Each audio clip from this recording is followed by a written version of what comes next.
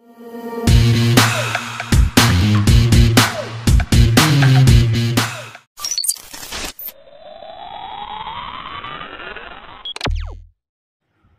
Friends, எல்லோரும் எப்படி இருக்கீங்க? நல்லா இருக்கீங்களா?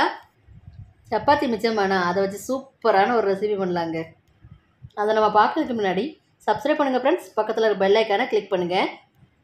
இப்போ நம்ம ஒரு பேனில் 2 ஸ்பூன் ஆயில் விட்டுக்கலாம்.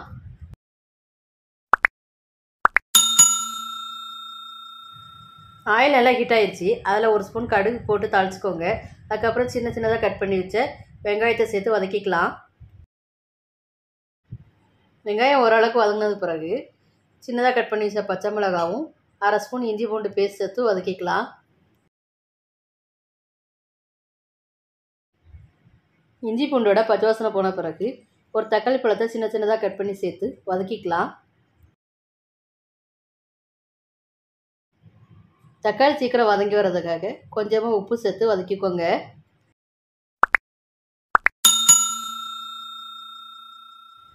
வெங்காயம் தக்காளி நல்லா வதங்கினதுக்கப்புறம் 1/2 ஸ்பூன் மிளகாத்தூள், 1/4 ஸ்பூன் மஞ்சள் பொடி,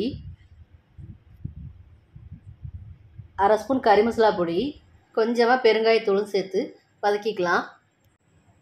காலையில் மீதமான சப்பாத்தியை ஈவினிங் டைமில் நீங்கள் இந்த மாதிரி கூட செஞ்சு சாப்பிட்லாம். மசாலா பொடியோட பச்சை வாசனை போன பிறகு மீதமான சப்பாத்தியை சின்ன சின்ன பீஸாக கட் பண்ணி சேர்த்து வதக்கிக்கலாம். சப்பாத்தி கூட மசாலா நல்லா பிடிக்கிற மாதிரி நல்லா கலந்து கொடுத்துக்கோங்க. சப்பாத்தியை நல்லா மிக்ஸ் பண்ணி கொடுத்ததுக்கப்புறம் தேங்காய் துருவலும் மல்லி இலையும் சேர்த்து நல்லா கலந்து கொடுத்ததுக்கப்புறம் இறக்கிக்கலாம். சூப்பரான ஒரு left over chapati recipe. Chapati மீதமானாலும் கவலைப்பட வேண்டியதில்லை.